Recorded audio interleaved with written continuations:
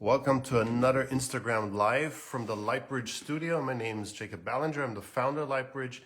And today's Instagram Live topic is going to be about recreating natural light, because that's obviously what we need to do a lot when we're on film set. So hi everybody, thanks for joining in again. We're going to be starting right away. We've got an exciting topic today to talk about. We're talking about how we can recreate natural light. So that's just a big thing we need to talk about anyways. Okay, let's jump right in. So if we want to talk about recreating natural light, we just have to talk about space, because that's what it is. So when we think about the biggest possible space we can think of, it's right out there, just above the blue planet up there. That's real space. And you know what? It's actually the brightest point known to the human beings. It's outer space. But if you look out there, it's like behind me, it's pitch black, right? Just until what happens? Until Earth comes into play. So that's my special effect for today. So if you look out there and suddenly it's dark space and suddenly sun's hitting Earth and boom, we can see it. So what does that actually tell us? It actually tells us that like between my hands, there's the same amount of light like there is on my hands, but you can't see it. Why? We cannot see light. We only can see light if it hits an object. So that's the most important lesson when it comes to talking about recreating natural light. We need to talk about surfaces. We need to talk about the space that actually is hit by light, because if there's nothing there, we cannot see it. It's pitch black. So let's jump right in. So I've got a monitor behind me. I hope the presentation from the quality is good where you can see it. And obviously I hope everything's really good, healthy, and you're working and all is good back home. So if we look at Earth once again back here, right? And light's hitting it, but it's really dark around it. So if you think about taking a light source and you put it into a dark studio and you turn it on, it doesn't go bright, right? It just becomes a dark studio. It doesn't look like daylight. You're missing the fill light. It looks horrible, right? So there's a lot of things that need to go on in a studio, in a dark space, to really create this feeling of beautiful wraparound natural light. So we're gonna dive right in. So we're gonna dive right actually into our beautiful blue planet back there that we're all trying to get along on as good as we can. So if we go back in here, we see all of a sudden, boom, everything's bright. So why all of a sudden was it dark in space? And we had a lot of contrast, and we jump up onto Earth and all of a sudden everything's bright. Well, it's really simple actually. The reason is that light's bouncing off around all over. It's bouncing off the atmosphere, off the clouds, off the ocean, off the green grass. Everything is reflecting light and it's lifting up the ambient. And that's actually the big thing we need to look at when we want to look at natural light. We have to look at how natural light, how light falls into place, how it falls onto surfaces, and how it then goes down and bounces all around and how it fills up everything. But before I start talking too much, let's just have a look at this. So we've just got a room right here, right? We're diving in further into our planet, and we can see actually lights coming in through the window over here, and it's bouncing off the mirror that's creating this, and this is going all around the room. But not so fast. Let's try to analyze this a little bit. So obviously we got sunlight coming in, it's hitting the wall back there, it's hitting the mirror, it's coming onto the cloth, so it's giving us a beautiful warm color coming in, and it's bouncing all around the place. And this is the reason the whole room is bright. And if you look at this, even this dark little space in there is even bright. Why does light get there? Well, it's real simple. The opposite side of the shelf wall is lit by light, and it's bouncing back, so it's giving light into the darkest space. So that's the reason, and that's the big trick when it comes to natural lighting. It's not thinking about where to put my light source, where I want to hit it, where it should get bright, what do I need to brighten up. It's all about thinking about the flow of light. How does light flow? How does the sun come down into Earth? How it comes into a room? How it bounces off the wall, the floors, the walls. So that's, I think, a really exciting topic I want to talk today about, is trying to understand and get an eye for it, to see what actually the natural light and how it bounces off the walls works. So here, for example, back behind me, right? You can see over here, the light's hitting the floor, and then it's bouncing back up. It's skipping back up onto the wall. But if you look at this, you would think a light bouncing off the floor is beautiful and it's soft.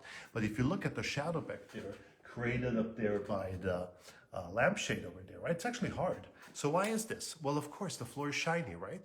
So even if you've got this beautiful wooden floor, if you've got a shiny coating and you're hitting at the right angle, it's going to create a snap of hard light. But still, the whole room is lit because it starts over here, and that's a big term we have to talk about. We always talk about our light sources, right? But what is a light source? That's the thing you turn on, that's the expensive thing you need to buy or you need to rent, and then light comes in. But actually, if you're looking at the room, the sun isn't the light source, not at all. The light source is actually this place down here on the floor, and that's bouncing back up into the wall, and that's giving us bouncing off the walls, of the, of the doors and of the, ceilings and floors, and that's creating all this beautiful light that we have all around the room. So that's, I think, the major thing to look out for. What do we hit as a first circus? It's called like a primary light source, and then we talk about secondary light sources, the light that it hits at the second time and how it goes all around and how it recreates and shapes the room. And as soon as you get to tackle that, and honestly, I was, working a long time as a gaffer before I actually started to get into this by the DP Christian Berger I was working with, because we're used to looking at tools. We're used to looking at how did they set this up, right? Thanks so much. How do we, how do we unload the truck? How do we load it? How do we set the stuff up? And that becomes the trade of what we do. But actually, if we're really thinking about it, it's not about the tools we set up. It's actually what happens with those tools. So we need to push this away, keep that, to the technicians. Obviously, if you're coming up, you need to learn that stuff first. But as soon as it doesn't become an issue of setting up stuff, you have to not look at that anymore. You really have to look at, what it's actually doing. And that's the most important thing about this. So here we have another example, and I think this is a big one. If you look on your side, because it's flipped on the right-hand side, you see light hitting the floor and then it's hitting the wall, right? So here, light's on the floor, sunlight's coming in, it's bouncing up, and that's gorgeous. So that's something I'm going to talk about for a second. It's, like in space, when light travels and it hits something and then something excites it, like the planet Earth. It's the same thing for us when we're moving through space. We're feeling something. We're moving around and, we see stuff we like. And, right these days, we're just going to take out our iPhone and we can just take a photo to say, wow, this really looked great. We had a great mood to it. We want to keep this, right? And I think this is the most important thing on tech rec is too, not to get too caught up in, how can I set my light up there? What do we need technically? Try to divert that. Try to be a leader to say to your gaffer, to your best board, whoever you're working with, hey, please figure this out. I need to concentrate on this. And the bigger my jobs were getting in my career as a gaffer, the more I handed this off to my best boys and to my seconds, because I needed to concentrate on what the light should be doing, not how I can set it up. That's a big thing in your mind to think about. We want to think about, if you're talking about creating natural light, we don't want to talk about 18Ks or 5Ks or 1Ks. We want to talk about what's it going to do, what's the mood and the feeling going to be. So over here back there is an example from Christian Berger from a movie he did long ago. He came to the tech rec and he said, oh wow, that looks gorgeous, right? The light hitting the floor and then coming up the walls. And if you look on the other side, from the inspiration, that's what he took. He said, well, I can't do this. We can't do the sun. But what I can do is I can create some beautiful light on the wall and I can recreate the bounce from the wall to the other side with the second light source. So it's about seeing what's around us, taking that, learning from it, knowing how it feels for us, just holding it, with a photo or take a drawing or whatever you like to do, and then you're able to recreate this. So that's the way we can look at things we do into it. Because if we just go around and say, where can I place my 18K, you wouldn't see this bounce is gorgeous that's happening on the floor and it's going off the wall. So that's a thing we have to be sensitive about. Yeah. And here, for example, just to get a feeling of when we talk about light hitting a floor, how it goes on, how it transforms into spaces, it's easy for me to say that. Just take your iPhone and do it. Yeah, well, we're on set, right? Now we have to recreate this and it has to be the way the whole time, right? So obviously, this is all really hands-on here. So let's take an example from a film, right? So we see here a room, the light's coming in, it's bouncing off the floor, it's really cool. When the camera moves back, you can see, okay, wow, this is a big space actually, right? That's being lit. But I'll tell you something. This was only lit by 2 light sources and 2 reflectors. So how does that even work? Let's have a look at this. Learning from what we saw from the sunlight. What we want to do is we want to put light sources where they're not important down the floor over here, and then we rig nice and easy the reflectors up on the roof. Here out of the windows, for example, so we don't need a big amount of equipment, and then the light comes into the room, just like this. And just to look up in a close-up, it's the same thing. Lights on the floor, reflectors up on the top, super simple and easy. Now when it comes in, this is the most exciting thing we're talking about today, is recreating this natural light. So you see when the light comes in and it hits the floor, those are 2 reflectors. And it looks like sunlight. So why does this look like sunlight? Because the light source is really far away. And by using the Lightbridge reflectors, you actually get a chance to double your distance. of that. We'll talk about that in a second. But what's most important is actually, again, and I stick with that, even being, a manufacturer is saying, don't worry about the reflectors, don't worry about the light sources. The main thing and the most important thing about this, what we're talking about today, is saying how the light hits the floor. And you know what happens when it hits the floor? It bounces back, and that's the reason the ceiling's bright. And it's bright outside as well. And the reason is because the light is not only hitting the reflectors, it's actually, oops, I don't have a picture for this. It's actually only bouncing off the walls. So we're using the bounce off the wall, we're using the flow of the light, and it's bouncing all around the space, so we can use all of this. And that's the reason it comes into the room and it looks the way it looks. So that's the reason it's natural. One is we're using all the surfaces that are around us. We're taking the light as far away as possible to imitate the sun. And the third thing is, and that's a really, really important part, is it's about color. So what happens if the light bounces off the floor, it skims off the floor, it takes on the color, it takes on the DNA of the light. So by that, it gets a warm color, gets a cool color, like the skylight gets a color, and then the color of the blue comes in, then it contrasts with the warm sun. And these relationships between the warm light and the cool light from the sky, those relationships and how those work together are going to give you the magic of natural looking light. And that's where it basically comes from. So I just want to mention one thing because I said it. You want to put your light source as far away as possible. Usually that isn't possible all the time because we want to keep control or we don't have the tools for it. So by using a reflector, it's like looking into a mirror and it feels like your face is beyond the wall, right? Same thing happens with the light source.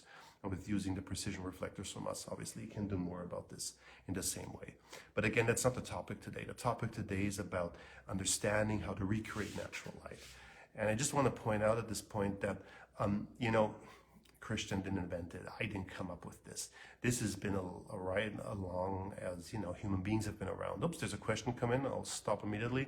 Can you show us the lighting you used for this live? Oh my God. I'll tell you something. I can show you, but it's kind of embarrassing a little bit what I've done because I want to keep the reflection of the wall. But actually maybe it's a good example. I'll show it at the end because it shows you how I really don't care about light sources. I really care about what surfaces is hit. So I didn't think about that, but it's a good idea. I'll show you at the end what we did. It's really simple. Go back to the fact of saying, how do we recreate natural light, right? So we said it has to be really far away as as possible. We want to use all the, yes, you can watch this later. Please go back onto Instagram, to our Instagram account. It's going to be on there on the IG channel, whatever it's called. So you can recall that there. So again, recreating natural light. Put your light source as far away as possible. Rule number one. Rule number two is do not try to add lights into your main light source. Try to make best use of the sources of the surfaces that are around you, the floors, the walls, the ceilings. So the light kind of flows through the room and wraps around itself. Rule number three, you want to use colors, different colors. Natural light is messy, so there's not just one color. It's not just 5, 6K, that's it. Because it takes on everything like that from there. Our wonderful distributors in Netherlands are asking about the milk bucket video. I'm not showing this today, but basically it's all about how Christian found out for himself how to recreate natural light. And he just saw light coming into the room and was hitting a milk bucket, in a place where the cows are, and it just lit up everything. And the cool thing about not putting light sources into rooms is you can shoot 360 and it's free. So that's just a great thing how you can go from different directions and you can do different stuff. So that's basically that. There's another question that came in. I'm going to show you the setup when we finish this little piece here. Then we can get back to the question parts. Okay, so once again, we know basically now, another question, what lights are used to create the sun kind of lighting a sunny day. The thing is, you want to put your light source as far away as possible. So you want to use a light source that has a long throw to it. May that be with a lens system, may that be a Fresnel that you can spot it, because the further your light's going to be away, the more natural it's going to look. So if you want to try to recreate natural light, just try to use harder reflectors or go for a light source that is more spottier. It can be any kind, It doesn't really matter. It just has to have the feeling of power. So actually that's a good point to talk about light sources and the strengths of it. So why does a light source feel bright? Well, obviously, like I got light underneath me coming here from the floor. You can see in the reflection of my glasses, it kind of looks brighter just because the ambient is kind of low. So it's always about how much fill do you have to your key, and that's the key. So it's all about, if you want to have powerful sunlight, the most powerful sunlight you can have is if it hits the floor and then it, you know, blows up the whole room in light. So that's really boom there, right? I'm sorry, I cannot really mention the best cinematography book. I can really mention, like here, the book behind me, Leonardo da Vinci's drawings on light. It really explains the basics of how he saw light. And, you know, there's a lot of good stuff out there, but I can't pinpoint a special one right now for you, I'm sorry. So that's basically a main thing to look into. Okay, so let's get back on track here. So when we will talk about, okay, so I'm stopping again because the questions are so important. This is a live event. How to practice seeing natural light? Is it just by observing daylight? Okay, that fits fantastic to this. So Leonardo da Vinci, you know, he was a genius back in the days. And in the Renaissance, everybody was learning new stuff. And, you know, we developed, you know, the perspectives and all the amazing stuff happened in the Renaissance. And what it all came from is observing, right? So what Da Vinci did is he actually sat down and said, okay, so I've got you know, there's a ball here. And why do I have different shadows with different kinds of darknesses to it? And he found out, well, if there's two light sources and they cross, it's going to feel darker in the middle. So he really tried to analyze this better. And something I can recommend to you to start to understand looking at natural light is a really easy, you know, task you can do. So what you do is you take your favorite room. May it be where you're living, may it be, you know, at your parents', wherever it is, doesn't matter, or a coffee house. You go there and you say, I'm going to set up the camera or your iPhone on one position. You figure out one position you really like in that room. And then you're going to take 6 photos in 6 different times of the day. Some coming up, then during the day, and when it goes dark. And you're just going to do this. And by being in one position and just looking at what the light happens and take the time to observe what changes. It's crazy how much different moods you can get just by observing this to get this. So, and then you can look at those 6 pictures and you can see different kinds of shades. So we're posting this stuff these days because I think this amazing exercise that not only students are doing, but professionals as well, very good ones, because about observing it at different times of day and how many different moods it creates. You're shooting at different times of days where you are as well. So that creates a big thing. And so that's it. I'm not sure if you're mentioning Ansem Adams and about exposure settings and gray zones. I think that's too complex for what we're trying to talk about today, because I think the first thing is we need to talk about observing what natural light's doing. So that was exercise number 1. Take your favorite room, stay in one position the whole day, take 6 pictures and look at them and see the difference of them. Then what you do is you go to your favorite room, but now you do at one point a day that you really like, that you noticed. This is really great, the way the light looked at 2 p.m., let's say, for example. And so here you go. And then what you do is you take this one time a day you really liked, and you take 6 pictures from 6 different angles. And you see how different the room looks in the same light from different positions in the room. And these 2 things, where am I in position to the light, plus at what time of day are you shooting, that's really the major thing to understand what you're doing. And I got 2 questions here, I think. When it's noon, it's important to shoot an evening shot using filters. Well, you know, it always comes down, I think, again, the technical part, yes, you can use filters. You can make your night blue, you can make it green, you make it yellow. I think the most important thing to understand is, why does it feel at night? Because we have to tell the night story, and the same thing is, how do we want the mood of the film to be? So you can't say that in every scene, in every movie, night and moon has to be this way, because we always have to go back to the emotions, to the moods we want to create. So that's the key to it, is right. So even when you're talking about daylight, you know, it's so important. In a whole day shooting from one perspective, you're going to get different feelings within this day, and it's your decision as a creative, as a visionary, to say, I love this time of day and this is the mood we want to tell. And I think this is far more important than the tools. I think that's what I'm trying to get at here. But of course, I would never want to say that you shouldn't be using filters when shooting it, because you're the people out there that are creating the amazing creative work. So it's all up to you how you need to do this. with light tone can manipulate the moon to look like evening? Well, I think it's again this question of the difference between contrast. You know, when the sun, when you do this exercise of saying, I'm going to stay in one position and look at it, you'll see the relationship between sky and sun. And the more light you lose in the sky, and the further the sun goes down, the more it's going to look like evening. Not only because of the warm color of the sun, but also because you're losing in contrast. And when you go back into the evening moods and you say you want to do magic hour or later, it's all about this contrast levels. And then again, it will help which colors you're going to use too, of course. So when the sun goes down, really warm light. When it gets down to moonlight, you know, it's just a bounce of a rocket up there that's flying around us.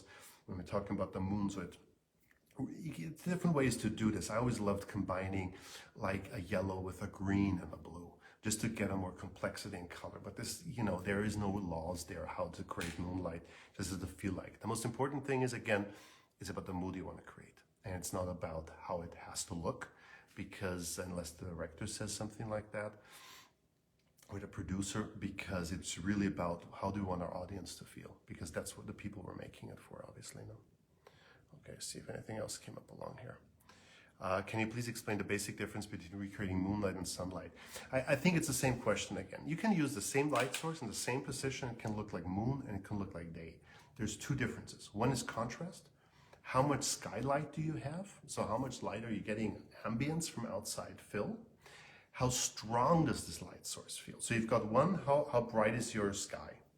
Can be dark during day too if you're shooting in a cellar, right? But if the sun comes in, it's going to be really bright. So it's going to bounce off the floor and it's going to go all over the place and it's going to look amazing, right? So if you take my example right here, I'm sitting here, I've got a light on the floor that's lighting up. I thought just a little bit of light in the eyes and then I'm bouncing off the ceiling. But give me a second. If you go over here, even here on the iPad, I hope you can see this. See how the light's all of a sudden just coming from the floor? Because I reduced the amount of ambience that's in the room. So I'm using this. So suddenly the light that's bouncing off the floor seems much stronger because I've reduced the ambience. But if I take it up again,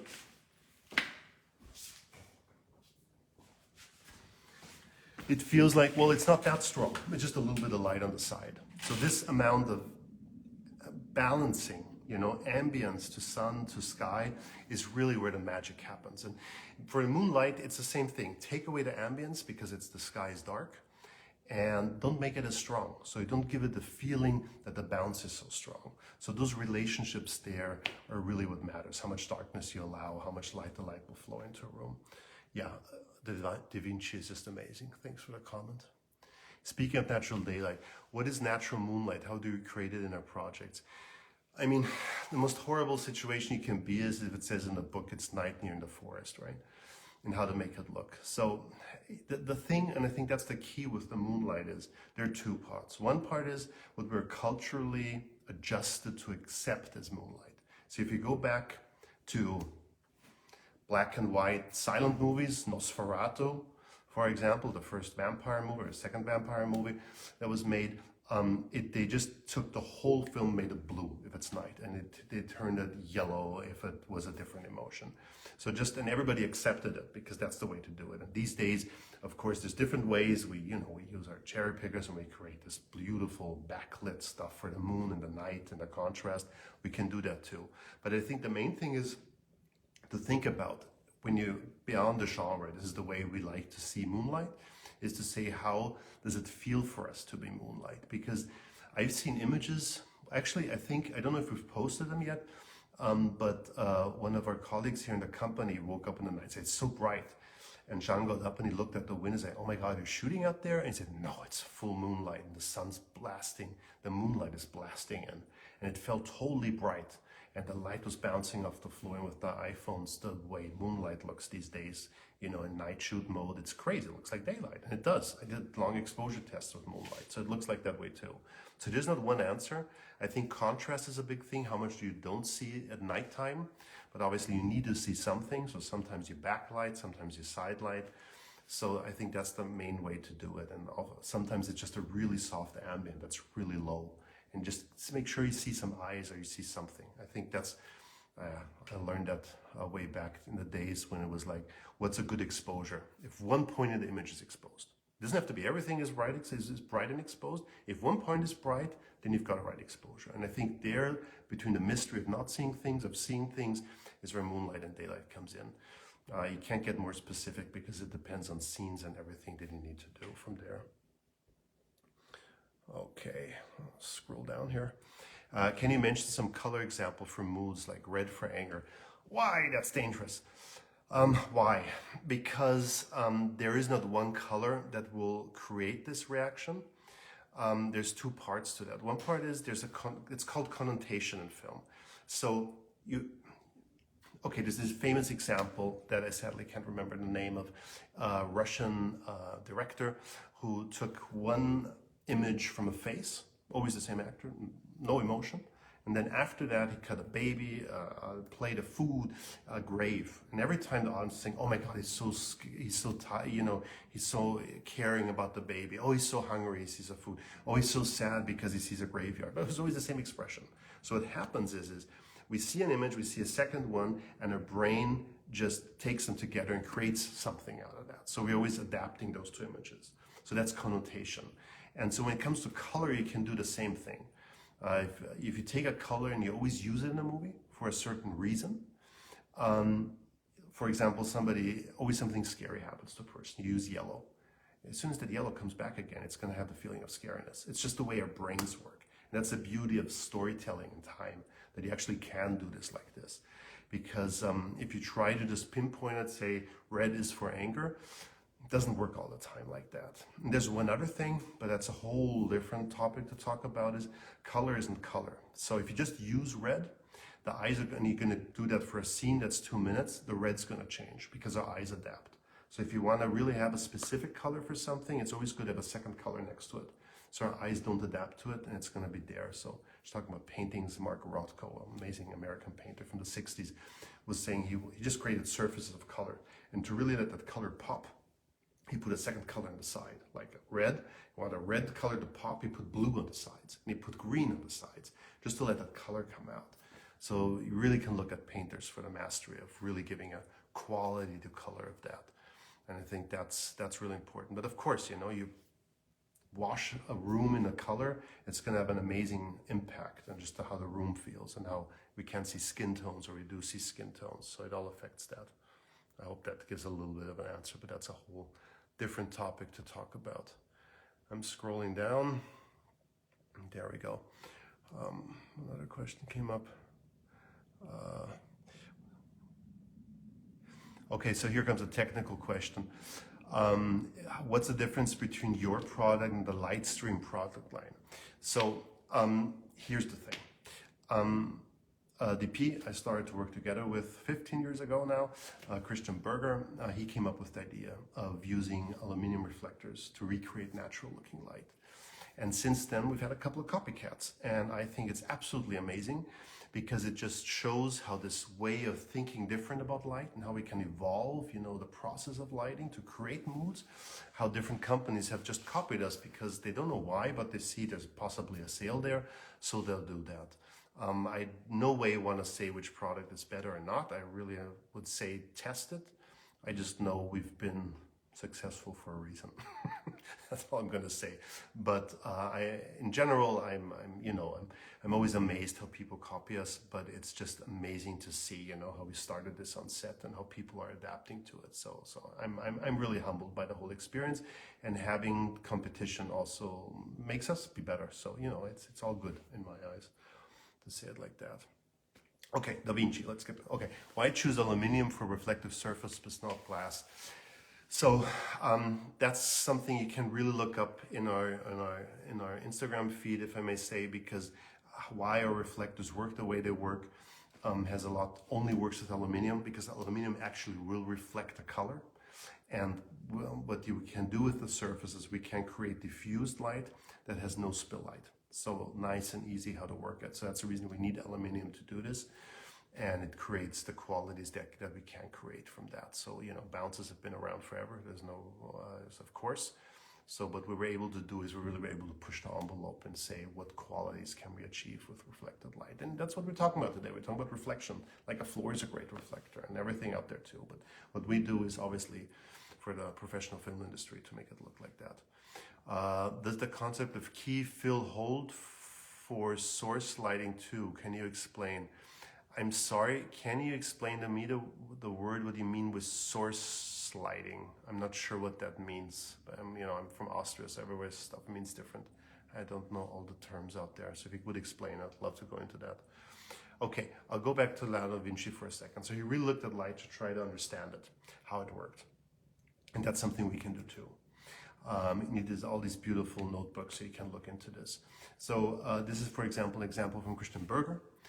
Can natural light recreate with simple device items? I don't think you need anything to recreate natural light. You can use a cheap household light from anywhere to recreate natural light. Again, it's about the balance, what the scene is, how long the mood has to hold. I would really say, as long as you can, use the ambient light around you. And just as example behind me, Christian sent me this before we were starting a movie, and he was saying, look, I really love the color separation. You see that? The blue in the front and the warm in the back? I was saying, yeah, north side, you got the sun, you got the sky, and then south side, you got the sunlight coming into the second room. So it's about where the windows are. I said, yeah. I really like those colors, and I really want to hold that blue for the movie we're shooting. So that's what we did on By the Sea. I recreated then something technically where we could create the beautiful blue light, and that was always the sky. We did not create this. So going back to how can you simply recreate natural light, it's all about what you decide to keep that's already there. In this case, we used to keep the blue light here, and then we added the warm light in the faces and back there to create the separation of natural light. So again, going back to why is it natural? It's because you got warm light from the sky and you got the sunlight, and it's not just one color. So in our case, why go to this huge event of recreating the skylight, even if it was a big budget movie, but actually there's nothing more beautiful than skylight, so let's use it. And let's take out the sun if we need to do that. So there we go. From there, and I want to go into this, for example. I was there, used CG paper, and where do you use 250 paper? 250 is diffusion, it all comes back to look at it. So all the tools, I'll just stay really general here before I go back to this, is it's not about the tool, it's about what you see in the tool. And it's really important not to say, oh, this is a 250, this is a 251, this is a 216. It's really about saying, do I like what it looks like? And just hold it there and don't look at whatever technically it is. And a lot of times I didn't even know what gels were on there because it's hold it up, show it to me, show me something else, because we want to see difference to get it there. So it's all about, I really encourage you, especially in the beginning, and I know it's hard in the beginning, to say, I don't know, I need to try. And the more seasoned you get, the more everybody ignores you. If you say, oh, just pan around the light, show me what it does. But I always did that because I always like to, surprises are the best thing. It's the happy accidents. And we can only see those happy accidents if we don't go too technical, if we allow something to do and we allow to stay open to see stuff. And I think that's the most important part about that. So I'd like to tell you a small story. When we did By the Sea, and what the example you've seen before. In the book it said, in the script it said, well, Vanessa wakes up in the morning and there's beautiful sunlight coming in the morning. And then some scenes later, it said, well, it's nighttime now in the hotel room and beautiful evening sunlight's coming in to come into the room and to do that. Okay, I want to answer because it's a great question. So is it okay to use any gel paper as long as it's working in the way we want it? 100% yes. Do whatever it takes to look good. And if it's your mother's cooking pot or your sheet from your bed, ignore the professionals that say that's not the way we do it professionally. If it looks good for you, it's right. Please, sir, it is your vision, it is your show reel, it is your way to interpret the story. Whatever it needs is good. And there is nobody in the world that can tell you, maybe the image looks good, but it's not done professionally. Shine these people, ignore them. It's about your vision, it's about what you want to create. And everything else does not matter. It doesn't matter if you use Lightbridge or an RE light, it does not matter. It's about your vision, what you want to create. And a lot of times it's best to use a light bulb and a blanket sheet from your bed and that does the job. And you know, Rembrandt did it. He took a linen sheet from his bed and he hung it above the window and created this beautiful Rembrandt triangle. He used a bed sheet, for heaven's sake. So why can't we do this too if we need to do it? We don't need all these tools out there. We need them for specific, special reasons, and that's the reason we get them, because we have to shoot the whole day. It has to be for whatever reasons, but choose them wisely, and don't let anybody, any manufacturer tell you need this to do a good job. You do not. You need your two eyes, your wonderful creativity. That's all it takes to create something beautiful. So I really want to point that out, and I really want to applaud you for asking that question. Okay, so let's go back to this. Now I'm telling the story no matter what questions come up. Please don't ask questions for 2 minutes so we get through this. So in the book it said Vanessa wakes up in the morning, beautiful sunlight, and a few pages later it says Vanessa goes back to bed, beautiful evening lights coming in and creating light. And Christian said, well, that's not possible. I can't have one room facing one way and the sun comes in the morning and the evening. It's not possible. Very, very natural looking the way it should be. So what did he do? And we're talking about a huge budget production. He went to the production manager and said, I know where we're shooting now. We're shooting here. This is where the set's going to be built. And please give me some apples and a sandwich and drop me off before the sun comes up and pick me up when the sun's gone down. And the production manager said, what do you want to do? You're not going to go to meetings? He said, no, I'm going to spend all day there and I want to see what the sunlight does. And that's what he did. Christian sat there the whole day and looked at the sun. In the evening, when the sun went down, he drove back to the hotel. He called me and said, Jacob, I know what we're going to do. He said, the sun comes up in the morning and we're not going to have direct sunlight in the room. But what happens is when the sunlight comes up behind the house, so oops, I'll stay here, it's easier to see. If the sunlight comes up behind the house, it's bouncing off this beautiful coast here. And it's giving us wonderful, bounced, warm morning light into the room. And then when the sun comes around during the day, we're going to get evening, beautiful sunlight coming in. And that's the way we're going to solve it. And we're talking about a seasoned DP on a big Hollywood production, sitting down with a few apples the whole day, just to understand what is the light doing to make it use. So obviously my job technically then is to figure out how long is it going to work. And that way, my battery was going to die about, you're absolutely right. I should have loaded my battery before Tech Reiki. I didn't. But I had a battery pack with me. So the sun went around the whole day, and I was there obviously seeing how beautiful it bounced in the morning, how the sun came the evening, and then I was able to technically say, well, we can shoot from this time to this time and from this time to this time to use the daylight or use this light, and then we can't shoot this scene. So this is the way we actually did it. And you really measure the sun. There's wonderful apps, you can get on your phone to figure out how the sun works. And that's the way, just seeing how the sun bounced back the coast, I was really able to see what we need to recreate the scene just by doing it like that. And that was it. That's the way we did it. And then I built a big rig so we could recreate certain stuff. But again, this was a huge Hollywood production. But the basic, and that's the reason I'm showing this, is it's not about the budget. It's about sitting down and describing for yourself, how should the mood be? How should the scene feel like? What can I use what's already here to recreate natural light? How much can I use of the natural light to create it? It's always faster if it's possibly for the director and for the production to shoot in a certain time frame when the sun's perfect. It's never going to look as gorgeous if you try to recreate it. So if you can go there, if you're looking for natural light, it's great. Like here, the sunlight was just normal standard day. Then an added bounce for the morning that was already done with the reflectors like this to give a morning bounce. And then we just put in some sunlight, hit it on the floor once again to get it back. Another trick you can see over here. Sometimes the bounce of the floor isn't strong enough. So what do? You put down a white piece of paper and suddenly it already feels like more light coming into the face. So that's a great way to solve if you want to have a feeling of strong sunlight and the floor isn't giving you enough push and it's out of frame, just push in some white to give you more oomph. And again, it's a piece of white paper putting down the floor.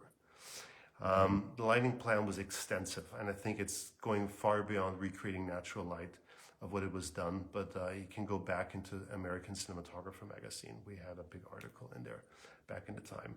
But going back to doing so, another amazing cinematographer, Alan Jacobson, a documentary filmmaker. Look at this picture. He was obsessed with natural light too when he was doing these pictures.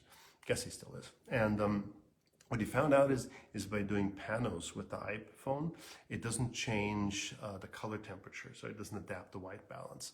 So what you see over here, isn't this amazing? You see the skylight over here, and over here's the bounce back that's coming from the warm autumn trees and the leaves that are coming in. That's color separation. That's not done, it's just seeing what's actually happening or set to the side. Oh wow, we need to shoot at this time of day to make this happen. So that's again about tech recce and seeing this stuff and coming in. Another way what to do is, the battery is going to go down again. I'm going to do this like this. Boom. So there we go. Is another time of day. So sunlight's coming in from one time of day, and then, oopsie, do I only have one room of this? I only have one of this. So basically it's again, just taking those panels, seeing how the sunlight comes in, what do you like in a certain scene, and then being able to detect when do you want to use, what do you want to use. Here again, different room. Again, he goes into places. Says, wow, they're using, you know, cool light bulbs, and he's mixing them with warm light bulbs, like you can see over here. So he's just taking and getting inspired what's already there to make it usable in that way.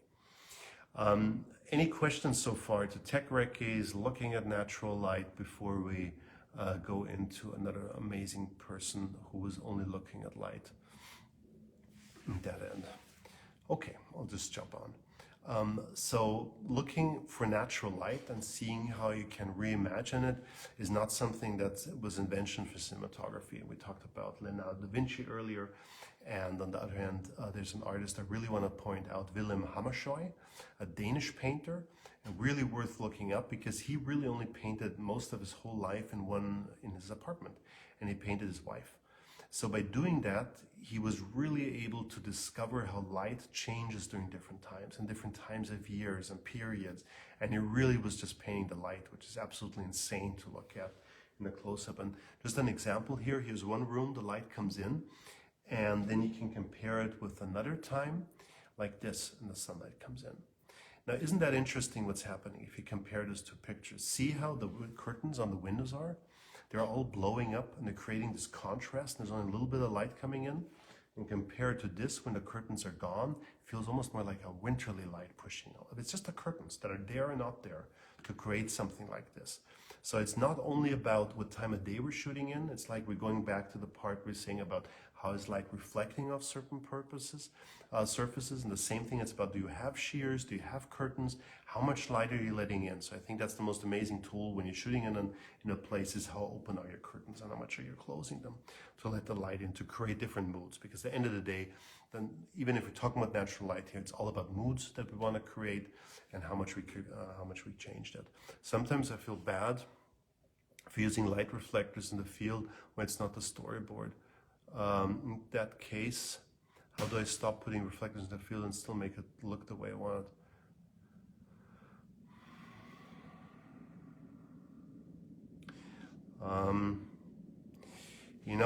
I'm not 100% sure I understand the question, but I know that sometimes you end up wanting to make it look natural, but it's not there the time of day you're shooting it, and then you're trying to recreate it, and it's always going to be an issue. And that's just the way it is. We don't have lights that are powerful enough as the sun, right? To keep it in position and put it as far away as the sun. The only real trick, really honestly, is you got to shoot your masters at the right time of day when it really looks nice, and then you go in for the close-ups. And the close-ups, it's going to be much easier to recreate the natural looking light. And again, if you're trying to recreate it, it's all about, do I understand why it looks natural, what's happening there? For example, one thing that happens is when the light's going down at the end of the day and you're shooting, it's still bright, and then suddenly the sun goes down a little bit and you're thinking it's all okay, it still looks okay. And a great way to see the relationship, how much skylight do you have to how much sunlight do you have, and especially to the colors, is by just taking a piece of paper and tilting it and making a roof out of it. And hold one side into the sun and the other side you keep towards the sky. And then you can see just blue on one side and just warm on the other side. And by looking at this, it gives you 100% chance to see what your color relationships are. So if you're adding in lights, just put it where the sun is and really give it that gel that gives the color. And if you have to add ambience, really make sure it matches that blue. And then obviously you have to take care of eye light so you don't go in too close. So that's something that always helped me when it got to that situations where it's about, okay, we're losing light again, but we need to recreate it. And so really make sure your masters are done. There's no way to recreate this. I hope this answers the question. In 3-point lighting, we calculate the ratio between key and fill. Is this applicable to natural lighting too? Yeah, the thing is, it's always about key and fill. The thing always is, do we need fill light? Are we able to set our key in a way that all our secondary light sources, like our floors and our walls, are giving us the fill light already? And I think that's the key to natural lighting. Can you make it work? Can you make the light work best for you in a room that you don't need to set up fill light? Because as soon as you're setting up the fill light, you got more eyeshadows, stuff's happening in the room, so this naturalism doesn't work anymore. So the best workaround looking at a window is try to set your fill light outside too. So if you have a window, there's always two ways, right? You have a window, you can light in straight, or you can use two lights, left and right, and you can cross light into the wall, into the room. So that way you get more push out, like from the really cool light. That's the reason I like to put big whites above windows and push into those lights to really get a lot of warm, beautiful light, a cool light inside, and then we add some warm light for the sunlight. And that's a best way to do it. As soon as you have to bring stuff in, it gets tricky. And the best way to do it is, for example, here, if you need to recreate the light, is put a reflector above the window, push a leco into it, and get your fill light from the same direction. Don't try to redo it. Or just put some white on the other side. So bring some whites in and bounce the natural light back. And that's going to be the best way. Because I think with 3-point lighting, it's tricky because we're talking about 3 light sources. And it's never going to look natural. Why? Because all the light sources do not overpower themselves. You're trying to balance them. But when we're talking about sunlight, we don't need to balance it because it takes care of itself just because of the fall off of the light, bouncing off the floor, off the walls, off of everything. So best way to start trying to test this is in small rooms, put a light outside, just push a light through, bounce off the floor, bounce off the wall, let people walk through the light. It's okay if it goes bright if they walk through because it's sun.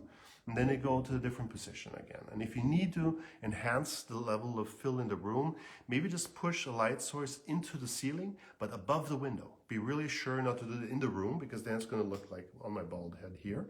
But really make sure to keep always the same directions. Never try to say, here's my key and here's my fill. Make your fill from here too. Try to wrap it around so you really create this beautiful fall off in the face. So I hope that helps on that end. Yeah, so we go to Hammershøi, and I think it's a great way to stop with the painters because I think it's not only about going out and taking your iPhone and taking pictures of what you like, it's also about trying to make sure you get as much inspiration from other people that are working. And in the film, it's always like it's going very fast and we get caught up in the story. So that's the reason I like painters a lot because you're just focusing on one thing and you have so much time to analyze it. To say, oh, look, wow, there's a light here on the floor and look how bright it is here. It's not bright up here. No, because there's a shadow because of the wall up here. So the light bouncing off the floor is coming back onto this wall. That's really a great way to look at Hammershøi, and there's obviously other examples like that too, to see how you can use this light for your best way. And again, we just talked about one light source example I gave before. We had 2 light sources to recreate one. Can you just go to Gaffers and say that I have cut curtain stops of light and ask them to use linear paper, or shall I learn to use paper filters and then professionally close them? I don't know filters. I think as a leader, and that's what you are as a cinematographer, if you get into a situation where you need to micromanage your team, you're not getting the best out of your team. Why? Because then they're saying, I don't have to think, I'm going to listen to you and you tell me what I need to do and I'll do exactly that. Now, we need to know the craft, and it's really good to understand what needs to be done technically, because sometimes, sadly, we have crews that are not so experienced, so we need to micromanage them. But the best thing to do is if you have the chance to choose your gaffer really well, that becomes a collaborator. So you don't have to talk about which filter to go there. You say, what mood do you want to create? Or you show them pictures and say, I want to do something like this. How should we do it? Because it's going to make the process faster too. Because if the gaffer knows what he's doing, he can tell his team and they can start preparing stuff for you in a way. And if you don't have to worry about what light's going there, you're not waiting for a light because your gaffer ideally can anticipate that. and get it done for you. So the best way as a leader, I believe in always, is to inspire your crew, show them what you're doing, take them into your creative process and tell them, hey, let's work together on this. That's what I want to do. How should we do it technically? And then bring those collaborators in, because honestly, I've worked with really great DPs. They know the filters, but they don't care. They say, well, I don't know, Jacob, do whatever you need to do. I told you how it needs to look like and what stop I need to shoot at. And that gives me the freedom to say, okay, I'll do the fastest, quickest, easiest solution to do this because I know what the DP wants and I can give him a few options or her a few options in that way, right? But as soon as I have a DP who says, I want an 18K, I want a Hampshire Frost in front of it and a quarter CTO, it's like, well, you don't need me. Here's my best boy. That's what I tell him to do. And off you go. Because at that end, you don't really need me to discuss it through. So it depends on which level of people you're working with and who you want to collaborate with. But I can really only tell you, your experience is going to be much more rewarding if you work with people that are in your creative process and you're in the same juice of stuff. Obviously, it's always going to be a tight crew, and there's always going to need a lot of people at some point, and not bring in everybody, just focus on a few people that are really important to you. Your DIT, your first AC, your Gaffer, whoever it is, first AD, you're going to need these people because you're going to tell them, I need to shoot this at this time of day. So those are the people you want to have in your inner creative circle. You want to share with them because they're going to be much more willing to go beyond their comfort zone to make stuff work for you. And that may even be for the producer because they're excited to understand what you want to do. Because if you just tell them, I need to 118K, they're going to say, no, it's too expensive. But you say, look in this script, we really want to create this beautiful warm light. It's going to look amazing. It's going to make the film better. And that's a much better way to get a producer on than to say, this is on my list, I want this. So much for the leading part about it. But don't be scared not to know stuff because we're always here to learn. And honestly, I don't know everything either. And I'm learning every day too. And I'm learning being in discussions with you. So from your questions and, that's what it's all about. And I think we always have to embrace that we don't know everything and we don't have to be the best because there's always somebody better out there. And until that person comes, I'm going to work to be the best. I think that's the best approach coming from an old blues song from Buddy Guy. So that's that on that end. Any questions going on? We're getting to the end of our time. Oh, there we go. How do you use the light from a source inside a room like a TV, template, or even a mobile phone add to lighting? How to make scene look like this natural? Look, again, if you use a light source, or if you use a TV or an iPhone, it doesn't matter. It has to look good. So it's always about go back, understand why this looked natural, sitting in your living room, why you like this, take a photo. And then when you start to shoot, you say, I like this combination of things. And then you recreate this. And that's the way it's going to look natural. So it's all about you first going out there, discovering things you like, and then bringing that back onto the set technically to understand how to recreate it. But there is nothing wrong in that instance because that's just the way it is. It's just to look good at the end of the day. So there's another question here. Nope, that was that. Okay, I'm gonna go have a wonderful dinner with really old, amazing friends, a cinematographer and a director. We're gonna discuss our next ad we're doing for the next product launch that we're doing, and I'm really excited to do that today. So I get the chance to sit down with really creative, amazing people and learn a lot. So that's gonna be my day. I hope yours is gonna be as exciting as my end of the day. I used it, and it's amazing, easy to use. Oh my God, Samir, thank you so much for this. It's amazing to hear back from your people. Please reach out if you've got any questions about the product or if you need something changed, we're always here to learn. So that's really important. Okay, so I've got one last thing. I promised you to show my setup, to show you how wacky I do this when I'm here alone at 8 p.m. in the office. And just to make this work, since I'm not on a thing today, it's easy. Okay, so basically we had a TV here. I'm in our little studio, and all I did over here was, if I can show this is a Felix, a 10K. Sorry, that's a Felix Q10, and it's bouncing up into the ceiling. I've got an 8x8 Ultra Bounce up there on the top of the studio. Studios only look good if you actually recreate a ceiling. And because we had the black monitor and I was really worried about reflections, I put up a lot of duvet, some floppies. And because I wanted some eye light, I just used an old Lico over here and I pushed it into the floor. And here's my water bottle that I didn't drink of, and I have to do so now. And that gave me the highlight. So it's that simple. And again, I didn't even use a reflector in here at the Lightbridge, just because it's about reflective surfaces, and it takes what it takes. And don't get caught up on the tools. You're going to lose your joy of looking at the image that we're all here to create. It's amazing, as always, to be here with all of you. It's incredible how many people watch this and are there. If you have anything you want us to talk about, go into, may it be technically on our products or, just visually, whatever I can share from my work as a gaffer. Love to do so, love to share. And I wish you all an inspiring day or night or wherever you are at in your life, and see you again next month all around. Until then, have a great shooting day. Have a good one. Thanks so much for this. Bye.